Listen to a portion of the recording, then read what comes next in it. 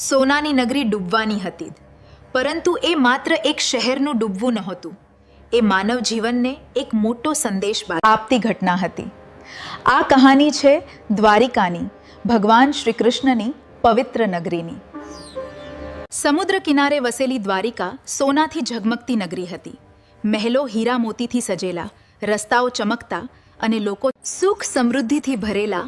આખી દુનિયામાં દ્વારિકાની ભવ્યતા ચર્ચાતી. લોકો કહેતા, આવી નગરી પૃથ્વી પર બીજી કોઈ નથી. પરંતુ સમય ક્યારેય એક સરખો રહેતો નથી. ભગવાન શ્રી કૃષ્ણ જાણતા હતા કે હવે ધરતી પર તેમનો સમય પૂર્ણ થવાનો છે. મહાભારત પછી ધીમે ધીમે યદુવંશમાં અહંકાર અને ઝઘડા વધવા લાગ્યા. લોકો સંપત્તિ અને શક્તિમાં એટલા મગ્ન થઈ ગયા કે ધર્મ અને સંસ્કાર ભૂલવા લાગ્યા. એક દિવસ શ્રી કૃષ્ણ સમુદ્ર કિનારે બેઠા હતા. તેમના ચહેરા પર શાંતિ હતી, પણ આંખોમાં એક ઊંડી સમજણ. તેઓ ધીમે બોલ્યા, જે વસ્તુ જન્મે છે એનો અંત પણ નક્કી છે, પછી એ માણસ હોય કે મહેલ. થોડા સમય પછી શ્રી કૃષ્ણે આ દુનિયાને અલવિદા કહ્યું, અને એ પછી જે બન્યું એ ઇતિહાસ બની ગયું. સમુદ્રની લહેરો ધીમે ધીમે ઊંચી થવા લાગી.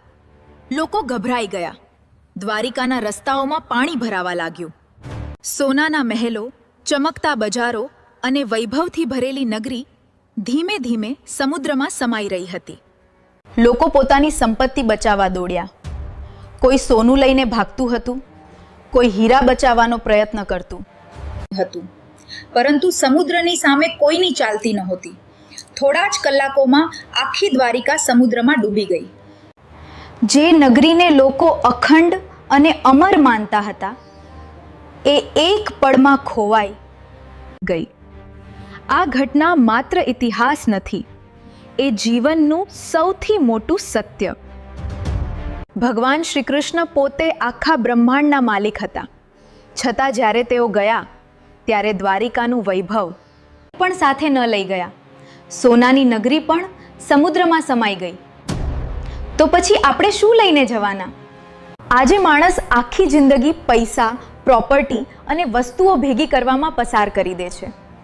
સંબંધો માટે સમય પણ નથી, પરિવાર માટે પ્રેમ નથી અને મનમાં શાંતિ નથી. દરેકને વધુ જોઈએ છે, પણ અંતે ખાલી હાથ જ જવાનું છે. જીવનમાં સાચી સંપત્તિ સોનું કે મહેલ નથી.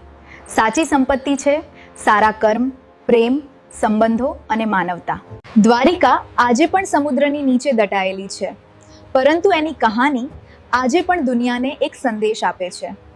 અહંકાર અને વૈભવ ક્યારેય સદાય રહેતા નથી. માણસ ખાલી હાથ આવે છે અને ખાલી હાથ જ જાય છે. એટલે જીવનમાં વસ્તુઓ નહીં, માણસોને ભેગા કરો, કારણ કે અંતે સાથે યાદો જાય છે, સંપત્તિ નહીં. જો તમને આ વિડીયો ગમ્યો હોય તો લાઈક, શેર, કોમેન્ટ અને સબસ્ક્રાઈબ કરો અમારી ચેનલને, આવા જ નવા વિડીયો જોવા માટે.